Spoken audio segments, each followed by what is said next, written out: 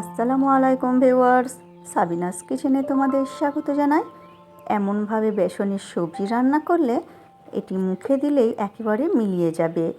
আশা করছি তোমাদের খুবই ভালো লাগবে। Aha. Yes.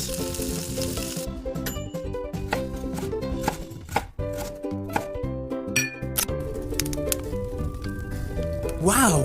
এখানে আমি দুটো মাঝারি সাইজের আলু সেখানে সেদ্ধ করে মেখে নিয়েছি।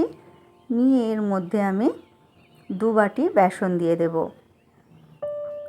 দিয়ে এর মধ্যে পরিমাণ মতো লবণ দিয়ে দিচ্ছি, 1/2 চামচ হলুদ গুঁড়ো, 1/2 চামচ লঙ্কা গুঁড়ো, 1 চামচ জোয়ান আমি এখানে হাত দিয়ে ঘষে দিয়ে দিচ্ছি, ফ্লেভারটা ভালো আসবে। এরপর এর মধ্যে 1 চামচ মৌরি দিয়ে দিচ্ছি, 1 চামচ গোটা জিরে আর 1 চামচ গোটা ধনে।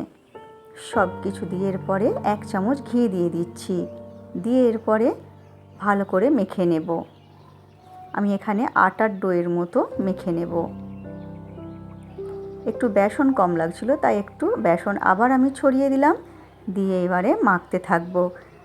আচ্ছা, আরেকটা জিনিস আমি দিতে ভুলে গেছি, কাসুরি মেথি। তাই একটু হাত দিয়ে ঘষে এই বেসনের মধ্যে দিয়ে ভালো করে মেখে নিচ্ছি। এরপর আটা মাখার মতো দোলে দোলে আমি মেখে নিলাম।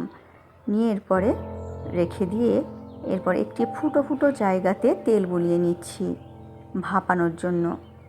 এরপর অল্প অল্প করে এইভাবে ছোট ছোট করে আমি নিয়ে এইভাবে কাঁটা চামচের উপর দিয়ে এইভাবে পাস্তা তৈরি করার মতো তৈরি করে নিচ্ছি।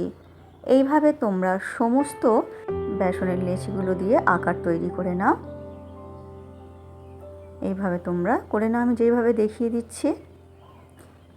সবগুলো বানিয়ে নিয়েছি আমি।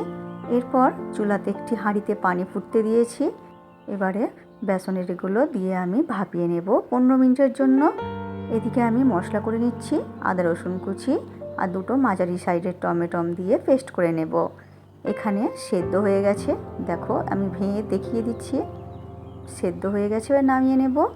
কড়াইতে সর্ষের তেল দিয়ে গরম করে নিয়ে তেজপাতা ও গোটা জিরে দিয়ে দিচ্ছি 1 চামচ।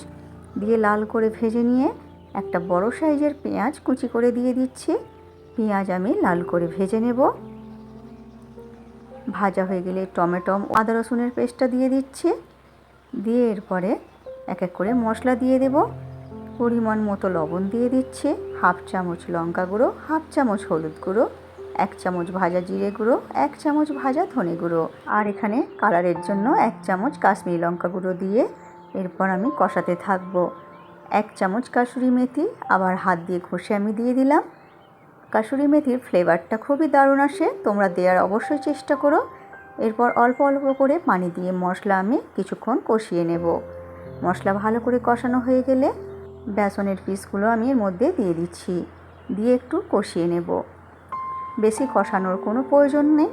এরপর নেড়ে দিয়ে এর মধ্যে এবারে পানি দিয়ে দেব। পানি দিয়ে এরপরে ঢেকে 10 মিনিট রান্না করে নেব। এর মধ্যে এবারে 1/2 চামচ চিনি দিয়ে দিচ্ছি স্বাদটা ব্যালেন্সের জন্য। এইভাবে তোমরা যদি বেসনের এই সবজিটি রান্না করো, এত নরম হয় যে মুখেই মিলিয়ে যায়। এটি খুবই টেস্টি হয়, তোমরা একবার অবশ্যই বানিয়ে দেখো। এরপর এই রকম মাখা মাখা করে নামিয়ে নেব। একটা ভেঙে দেখাচ্ছি, দেখো তোমরা কতটা সফট হয়েছে। এরপর তোমরা পরিবেশন করো ভাত, রুটি, পরোটার সাথে। আমার রেসিপিটি ফেসবুক থেকে দেখলে ফলো করে দিও, ইউটিউব থেকে দেখলে সাবস্ক্রাইব করে পাশে থেকো। আমার রেসিপিটি শেষ পর্যন্ত দেখার জন্য তোমাদের অনেক অনেক ধন্যবাদ রইল।